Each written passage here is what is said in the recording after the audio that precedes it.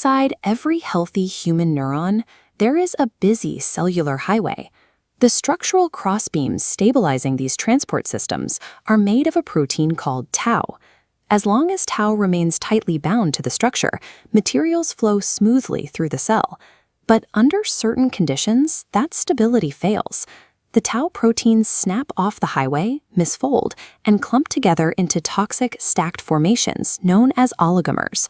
Oligomers are small, tightly packed clusters of misfolded proteins that severely disrupt normal cellular activity.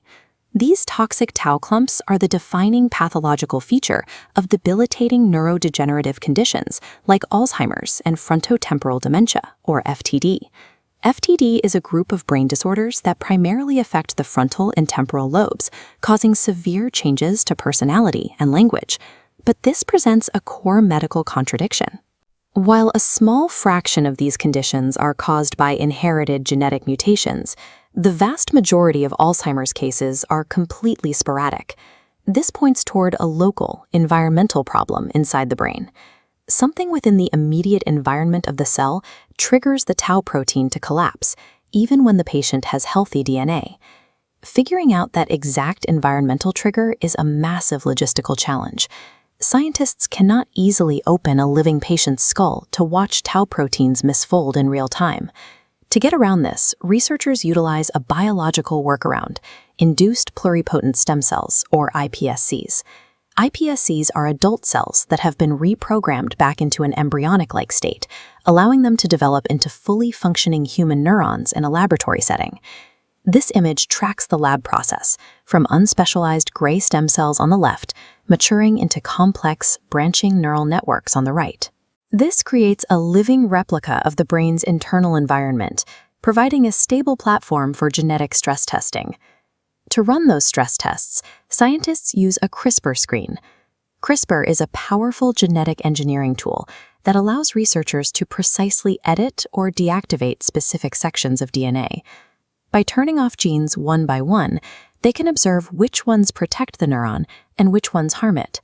This molecular interrogation lets researchers sift through thousands of specific genes.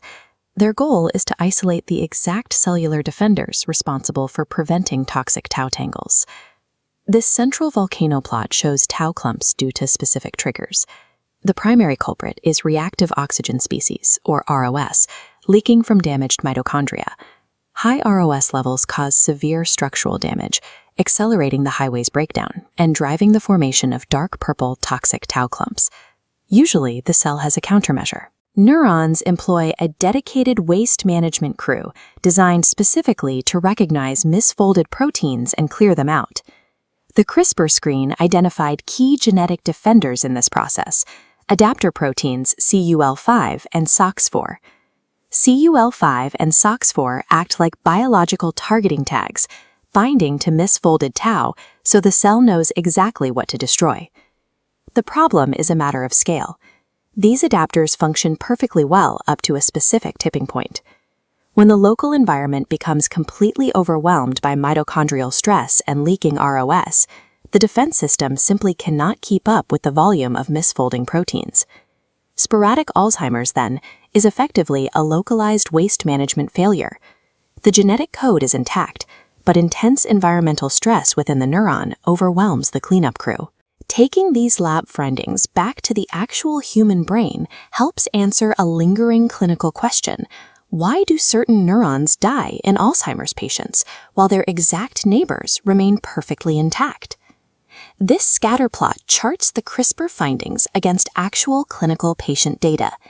It maps the baseline expression levels of defense genes like SOX4 on the x-axis against surviving cell abundance on the y-axis, forming clear clusters for more vulnerable and more resilient neurons. The correlation is clear. Neurons that naturally possess higher baseline levels of these waste management adapters are physically more resilient to neurodegeneration. Conversely, the cells clustering in the more vulnerable zones are the ones with low baseline levels of SOX4. When mitochondrial stress eventually hits, these are the cells that succumb because their defenses are easily overrun. This gives researchers a literal molecular map of vulnerability. We can now see exactly why specific regions of the brain fail by measuring the strength of their chemical defenses. This insight shifts the future of pharmacological strategy. Instead of developing drugs that try to clear out tangles after they've already destroyed the cellular highways, researchers are pivoting to drugs that boost these natural resilience adapters. The future of Alzheimer's treatment depends on fortifying the brain's existing defenses. By keeping that natural waste management system well stocked, we can stop the tau tipping point before it ever happens.